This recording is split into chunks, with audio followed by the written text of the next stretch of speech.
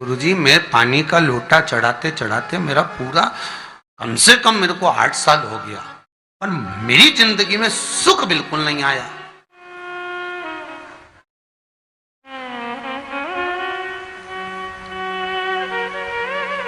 हमने कहा तूने कैसे चढ़ाया, वो भी तो सुने। तो क्या कैसे, क्या स्नान करा और मंदिर जाके लोटा चढ़ाया पानी का। अच्छा, अब मैंने कहा तू चुप रहे।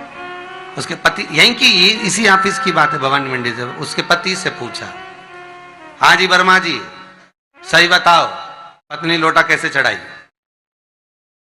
गुरुजी, ना जाने कहां के महाराज के चक्कर में पड़ी, लोटा भर के पानी चढ़ाने जाए, नहाने के बाद बच्चा इतना सा रो रहा, चिल्ला रहा, पर उसको टच तक नहीं करे, किसी चीज के नहीं छुए, और बिल्कुल कोरी की कोरी साड़ी पहने, धुली हुई, पहले ही बाथरूम में टांग के धर दे, उसको कोई छू नहीं सकता, टाविल टच नहीं कर सकता, और ऐसी जाके शंकर जी के फिर लोटा चढ़ाए।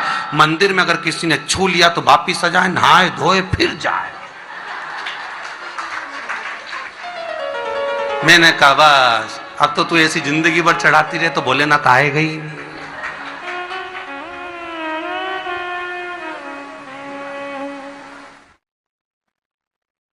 सत्य बोलो रे, मिलेगा। कई लोगों ने पूछा शंकर को रिझाने के लिए कौन से कलर के कपड़े पहने कि शिव राजी हो जाए।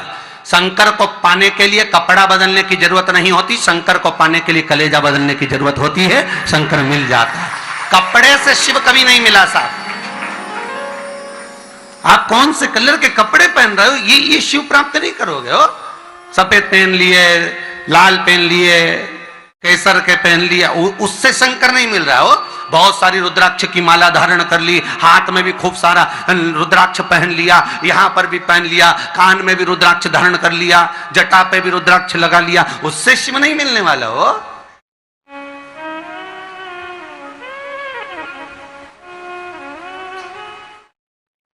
अरे भाई,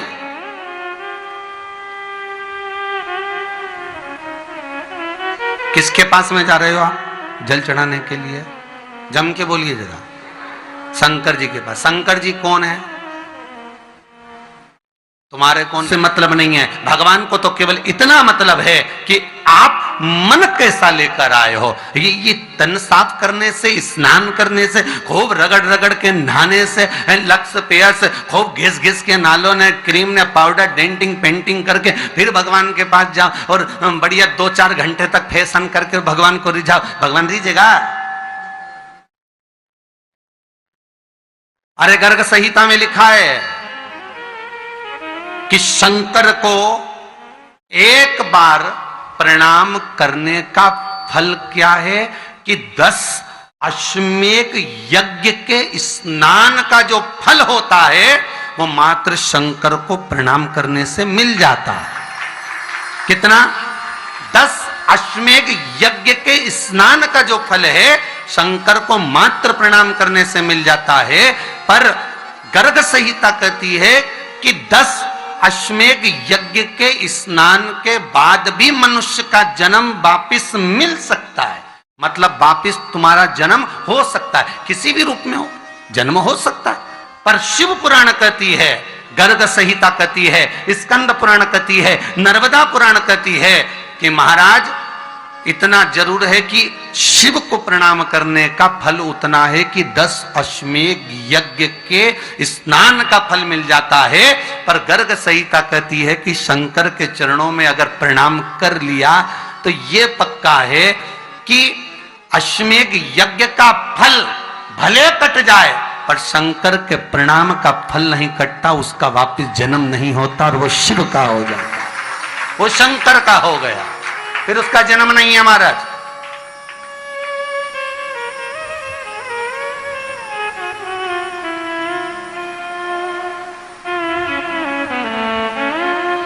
पति से कहा हाथ धो, स्नान कर लो जल्दी से, फिर अपन को चलना है मंदिर। पति बोला नहा लिया एक बार तो दूसरी बार फिर से नहा लो।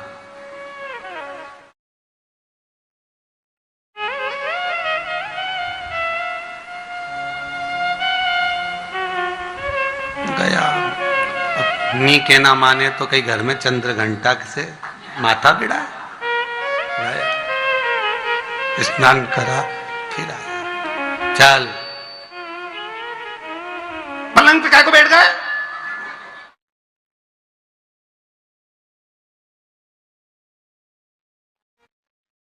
पलंगी तो है।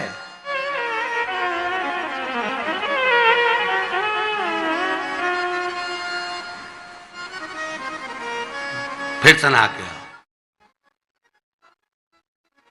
अब ये फिर नहावाने भेज दिया। होता एक सास बेचारी मायके जाना था, मौसी की यहाँ शादी थी। अब उसने बहू से कहा बेटा मेरे को जाना है, अपने घर में छोटे से लड्डू गोपाल, उनकी सेवा है, तू एक काम कर कि तू सेवा कर लेगी क्या? हाँ मम्मी, उसमें क्या है, करना क्या है तुम बताओ। बस सुबह से 3 बार ताली बजाना, भगवान को उठाना, पात्र में रख के नहलाना, उनको पोंछना, कपड़े पहना देना, इत्र लगा देना, चंदन लगा देना, मुकुट लगा देना, सुंदर अलकावली सब पहनाने के बाद में भगवान को दर्पण दिखाना। जब भगवान को कांच दिखाए, दर्पण दिखाए, भगवान मुस्कुरा दे, तब भगवान को भोग लगा देना। हाँ मम्मी इतना तो मैं करूंगी, और बाद में भगवान को वापिस सुला देना। हाँ इतना सा कर लूंगी। सास बिचारी कह के चली गई। अब बहू सुबह से उठ के 3 बार ताली बजाई, भगवान को उठाया, बिठाया, नहवाया, तैयार कर दिया। तैयार करके जो दर्पण दिखाया तो भगवान तो मुस्कुराया ही नहीं। अब इसको कौन समझाए कि पीतल की मूर्ति कोई हंसे है? पर उसने तो विचार करा कि सास कह के गई भगवान जब मुस्कुरा दे तो उनको भोग लगा देना। अब भगवान तो कोई मुस्कुराए नहीं, ये दर्पण दिखाया। इसको लगा कि मेरी सेवा में कोई कमी रह गई। इसने भगवान का कपड़ा वपड़ा वापिस उतारा, इनको वापिस रजाई में सुला दिया। अब भगवान को वापिस रजाई में सुलाया, फिर आ गई, 3 बार फिर ताली बजाई, भगवान को फिर उठाया, फिर बिठाया, बिठाने के बाद में फिर उनको कपड़े वपड़े पहनाकर फिर दर्पण दिखाया, पर भगवान तो मुस्कुराया ही नहीं। ये वापिस इस सेवा में गलती रह गई। वापिस इसने सब कपड़ा उतारा, भगवान को फिर सुला दिया। सुबह 8 बजे से नहवा रही, कपड़े पहना रही और सुला रही। 1 बज गई।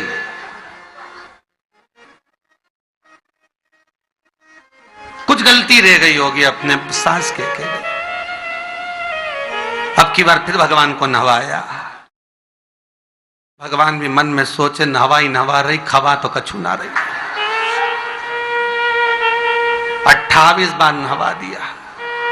इसके बाप का क्या जाए, 29 बार भी नहवा देगी। सर्दी होगी तो हमको होगी, इसका क्या जाए। नहवा ही रही है और खवाती कुछ नहीं, फिर सुला देती है, फिर ताली बजा। अब क्या फिर आ गई और 29वीं बार फिर बैठ गई और फिर भगवान को नहवाया, कपड़े पहनाया और पहनाने के बाद भगवान का श्रृंगार करके जैसे ही दर्पण उठाया, उठा के जो भगवान को दिखाने लगी, भगवान ने मन में सोचा अब की बार तो हंसी दूंगा, चाहे कुछ भी हो जाए। और भगवान दोनों दांत दिखा दिए। जैसे ही भगवान ने दांत दिखाया, इसने दर्पण रखा और जल्दी से भोग लाई, भगवान के जिमाया। भगवान के जिमाया, जिमने के बाद भगवान को फिर वापस सुला दिया। अब ये सुबह से जैसे ही आए तो भगवान पहले ही मुस्कुरा के, क्योंकि भगवान को मालूम है नहवाएगी 25 बार का मतलब उससे चंद हंसी दो, हंसने में क्या जाता। तो भगवान पहले से मुस्कुरा के बैठ जा। अब एक दिन सास आ गई। सास ने कहा बहू अब सेवा मैं कर लूंगी। हाँ मम्मी कर लो। मम्मी सेवा करने बैठी। मम्मी ने भी स्नान कराया, श्रृंगार करा, कपड़े पहनाए, मुकुट लगाया। सब लगाने के बाद जैसे ही सास कांच दिखाने के लिए दर्पण को उठाई, इतने में से मूर्ति में से आवाज आई, दर्पण तो तेरी बहू दिखाएगी, उसको बुला दे, बहुत जोरदार दिखाती, वो दिखा सकती, तू वापिस धर दे दर्पण, तेरे बस का नहीं।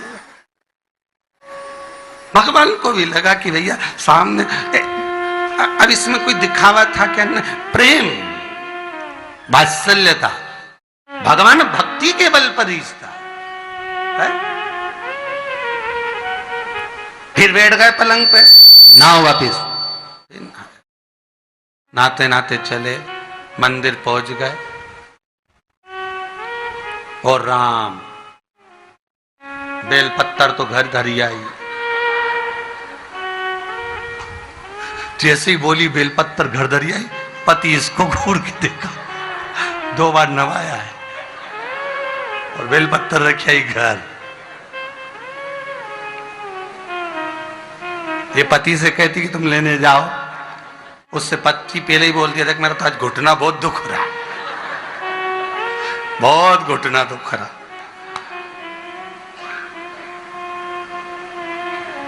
ठीक है, तुम बैठो, मैं आई अभी घर से। अब घर जाते जाते मालूम पड़े फिर कहीं का कोई छुआ गया तो नहाने बैठ गई। फिर आई, इसकी जो पूजन की थाली रखी थी, कोई भगत आया बेचारा, उसने सोचा मंदिर की थाली है, सब चढ़ा चुड़ू के चले गया सब। पति से बोली तुमने अकेले ही पूजन कर ली, मैं तो करा ही नहीं। ये नंदी जहां बैठा उसके पास में बैठा, मैंने हाथ नहीं लगाया। तो ये सामान कौन चढ़ाया? इनकी आई थी, सब चढ़ा। तो क्या शर्म नहीं आई? बेलपत्तर तो था ही नहीं। तो क्या सियोर वाला महाराज की कथा सुनी थी, शंकर जी पे से उठा लिया, धो के चढ़ा के वो गई, वो चली। शिव ये नहीं कह रहा कि तुम वस्तुएं बटोर कर लाओ। शंकर कहता तुम्हारे पास में मिल जाए तो समर्पित कर दो, नहीं मिले धो।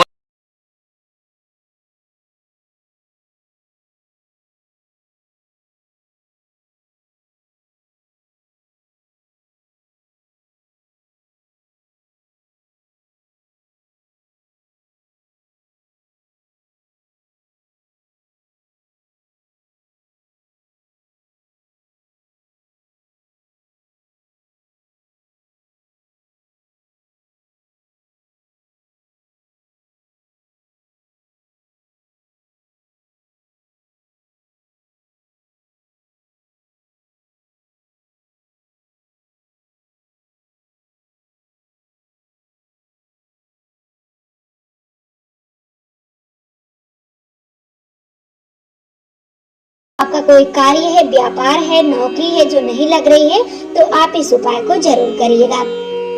श्री शिवाय नमस्तुभ्यं। दर्शकों, हर हर महादेव। वीडियो अच्छी लगी हो तो लाइक जरूर करें, चैनल को सब्सक्राइब करें, ज्यादा से ज्यादा शेयर करें, कमेंट में श्री शिवाय नमस्तुभ्यं हर हर महादेव जरूर लिखें।